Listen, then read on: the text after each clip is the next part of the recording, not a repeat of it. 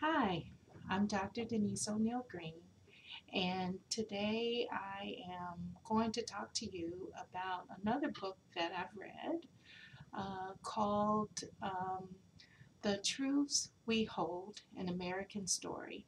And this is actually by Kamala Harris. Now, some of you may know that actually Senator Kamala Harris is running for the role of presidency or presidential candidate in the United States. And she is actually one of two, maybe three, black women senators ever to be elected in the United States. I believe Carol Moseley Braun was the first black woman to be elected. She was elected for uh, the state to represent the state of Illinois, which I'm from, the state of Illinois. Kamala Harris was elected to represent California. So, anyway, I wanted to just take a few minutes to share a little bit of my thoughts regarding her book. Now, I really wasn't following the presidential race that closely. Last year, her book, The Truths We Hold, An American Journey, was published in 2018. And when I started just to read again through my membership of Audible, I selected three books. One was Becoming by Michelle Obama, the other by Kamala Harris, and the third one is actually by Stacey Abrams, Lead from the Outside. I'll talk to you about her book at a later post.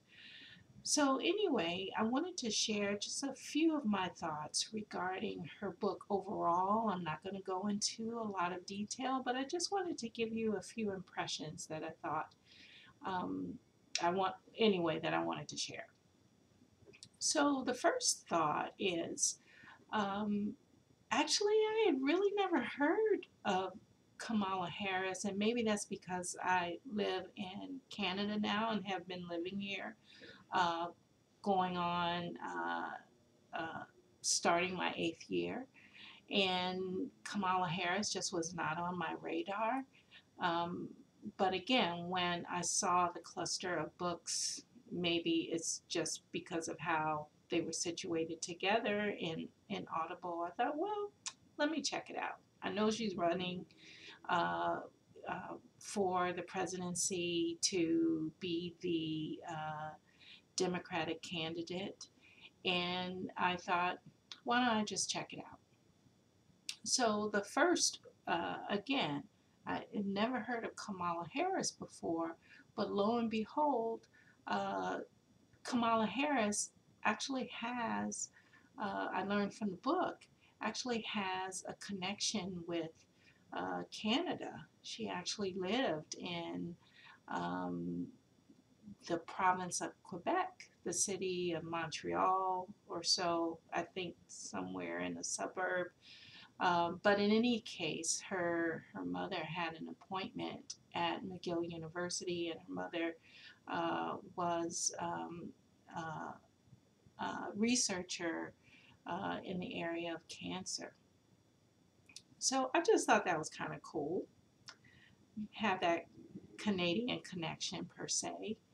Also, when I was reading her book, I found it quite interesting that throughout the book, while she did talk about her own personal story and upbringing, her uh, multi-ethnic background, multiracial background, as it were, what I found is that she talked passionately about the legal profession and being in a legal profession, and really about social justice and engaging in social justice activities since she was a little girl, because of her mother's activism and her mother's sense of social justice and doing what's right. I found that quite interesting. But the other piece of the book that I found, or aspect of the book that I found interesting, was that when you go through the different chapters, you learn about, or at least I learned about, all the different um, programs and accomplishments, and really the trajectory of her career. I found that to be quite fascinating and inspiring. Irrespective of what you feel about her as a presidential candidate and her policies and her thoughts about being the next president of the United States and how she's performed. That's really not what this book review is about per se. It's more so about something that I picked up and something that I noticed. So I'll put it this way. When I read her book, I noticed that she spoke to a whole plethora range of different things that she's done within her career, including being Attorney General for her state, the state of California, and how she worked through very tough issues and confronting big business, corporate, and bringing um, uh, millions of dollars to her state due to um, the housing crisis and how so many people were taken advantage of, and also related to prices for pharmaceuticals and you know uh, and so forth. So I thought all of that was quite fascinating. What caught my attention is that I'm starting to hear, at least from a number of voices out there, as people watch Kamala Harris. I found it very interesting that after seeing all these different things that she had done, that she didn't really score higher or was as noticed as some of the other candidates like Joe Biden and Elizabeth Warren and so forth. But then after her first performance, a number of people started talking about her more. She seemed to be really under the radar. And in case you don't know, something I've noticed is that whenever you run for the presidency of the United States, most people always write a book about themselves so that people have a better understanding of who they are. That's my assumption. Um, However, I was just very surprised, given all of her accomplishments that were noted in her book, that she wasn't performing better and capturing a higher percentage of the primary voters. So, make a long story short, um, I I noticed that after she did begin to get people's attention from the after the first debate, that the expectations for her were increasing, that she had secured a higher proportion of the voters for the primaries and on it, at least these polls. Um, However, I was starting to hear that people were saying that we need to hear her vision. What is her vision for the country? Her vision as a president? And that caught my attention in particular because when I was reading the book, I also had this sense of, okay, where is your vision? And I believe it's in either I think it's around chapter 10 when she talks about these principles that she has or these particular sayings that she has. And I think that feeds into what her vision of the country should be. Um, but I found it quite fascinating that these questions are coming up about what is her vision for the country, and they may be obviously very legitimate questions.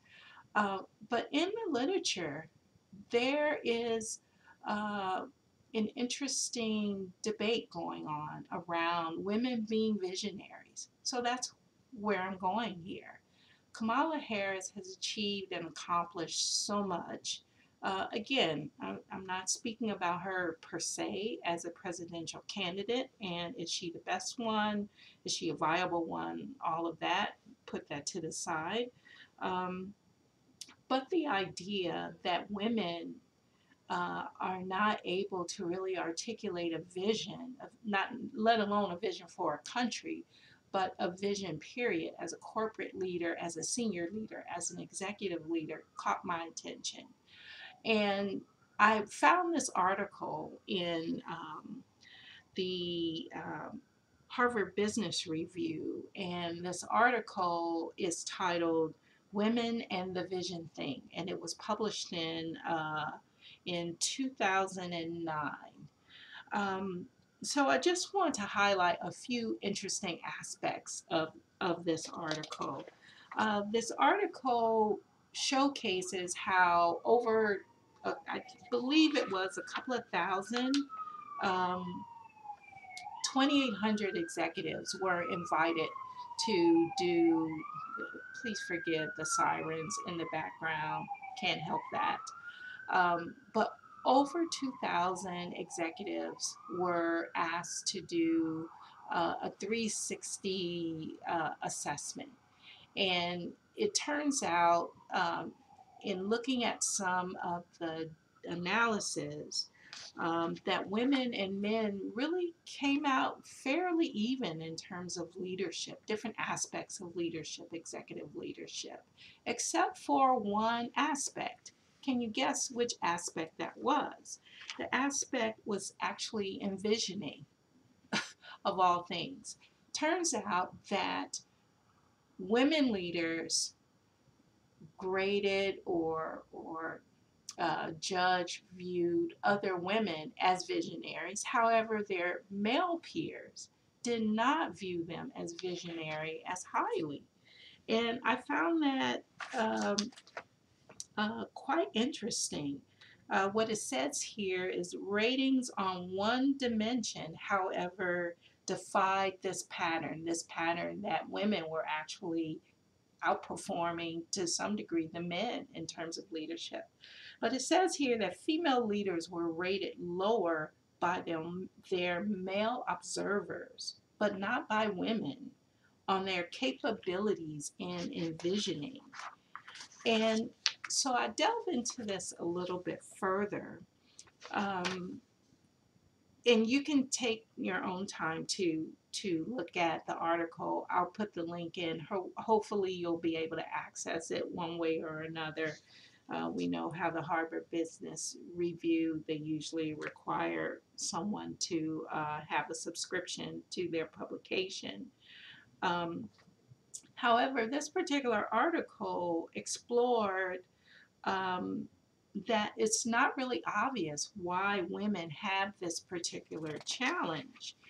And they came up with actually three reasons for why women were dinged or scored lower on this aspect of visioning or envisioning or being a visionary.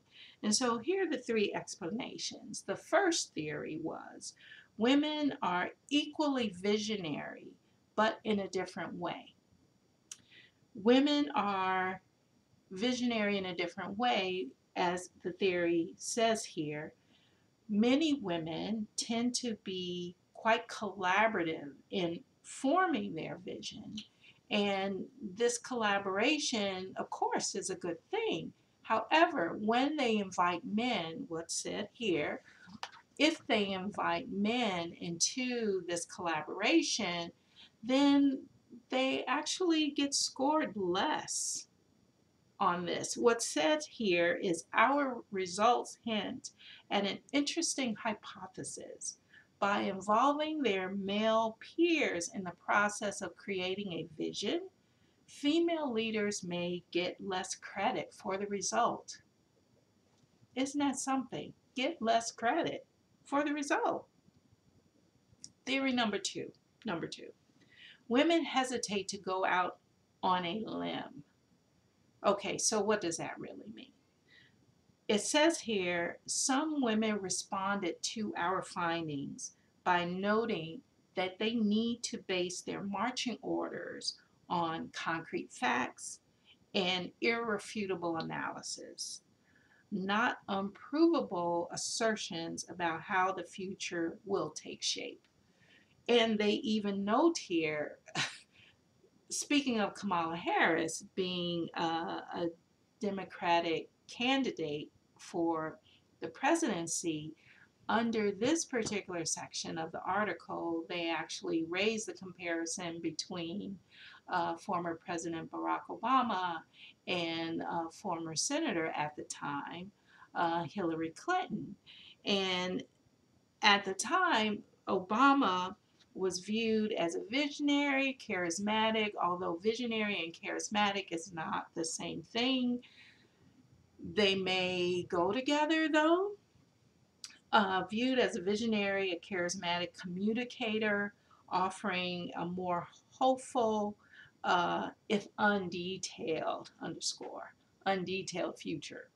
Uh, Hillary's Clinton, Hillary Clinton's view on that, however, she was actually viewed as someone who was uninspiring, according to the article, uninspiring, and through, I guess, a quote that she gave at some point, um, Hillary Clinton said, "A president, no matter how rhetorically inspiring, still has to show strength and effectiveness in the day to day handling of the job because people are counting on that." So, yes, words are critical, but they're not enough. You have to act. So, this idea of words, acting, envisioning, visioning, the doing of is, and also having stats, the data, the analysis to back it up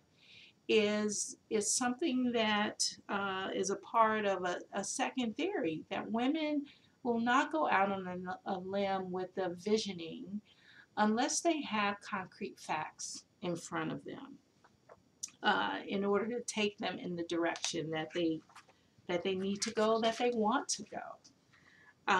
The third uh, is the third theory. Women don't put much stock in vision. And I have to say that that may be true. That may be true. Um, However, I find again under this theory, the idea of the doing is much more important. The idea of supporting, connecting with people, doing what is necessary. It even says here by Margaret Thatcher under this section, quoting her, we were reminded of a comment made by Margaret Thatcher. If you want anything said, ask a man. If you want anything done, ask a woman. Well, I guess that says it all under under this particular one. Women don't put much stock in vision. Um, it seems to only complicate things. It's one thing for a woman um, to be seen as having a different leadership style. In part, that's somewhat of how this article frames it. But in essence, some women just reject it. That is not a part of how they go about their leadership. So just to kind of wrap things up here and going back to the book, I'm finding that when I think about the book written by Kamala Harris and seeing what her vision is, I find that her vision comes from what she's done. And the vision is about working through bringing a lot of people under the tent. In a couple of chapters, she spoke in great detail about her feelings around the justice system and the problems with it, her thoughts about healthcare, and even how her mother succumbed to that. And the story and relationship between her and her mother and her sister, in particular her mother, I felt it was very touching and very moving. And I'm hearing again in the sphere that people are wondering, who is Kamala Harris? She needs to redefine herself and tell a story, tell a narrative. Again, that visioning. How does that story connect to her vision for the country? And lastly, going back to this article again, uh, it underscores, after reviewing these three theories, it says that sometimes women fall into this trap because they've been so much about the doing. I've done this, I've done that, being very analytical, being very strategic, etc., that when you get to the point of senior leadership, being stuck or set in that kind of way of doing things may actually backfire on a woman leader, because your peers, your supervisor, again, I'm speaking to what the article says here, may not envision you that way, may not view you in that way, that you're not willing to take a risk, you're not willing to just try something new, something that has very little evidence to support it, or analysis that can be done. It's more so about setting a course in a particular direction that others may or may not support, but here are your ideas that you're crystallizing and putting in the fore, putting before people. And yes, people may uh, debate it, may have problems with it, and because women leaders may be more likely to um, need to have that information in their back pocket before coming forward with particular ideas. It's saying here in this article that it can sometimes limit women's ability to move forward and get their ideas advanced. You know,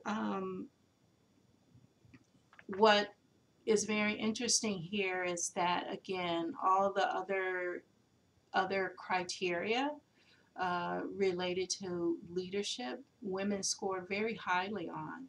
But when it came to visioning, it was seen as a deficit, as an area that women need to focus on.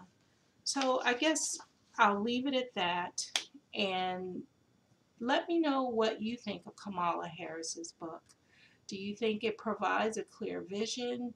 Uh, do you agree with me that it really delineated all the different things that she's done to make the case that she should be president, or at least the Democratic nominee? Um, but was it lacking on vision? Did it give enough from your standpoint? Again, forgive the sirens. Um, okay, okay. All right. So let me know what you think. Would really appreciate hearing from you. Again, this is not about her as a presidential candidate, but it is about looking at women, particularly women of color, when they decide to take on this type of challenge and put themselves out there to articulate a vision, to articulate what they want to do, to lead. Um, is is it enough? Is what she put forward, at least from the context of the book, Do you think that was enough? Or maybe what is said in this article from the Harvard Business Review, again, Women in the Vision thing, published, I believe, in the January 2009 issue, um, is it actually revealing something interesting that we as women leaders need to attend to, and those who support women leaders need to attend to and help us get beyond that hump? So, thank you for listening. I hope you just let me know what you think. I'll provide a link to the article in the space below, and hope you have a good one. Take care. Bye.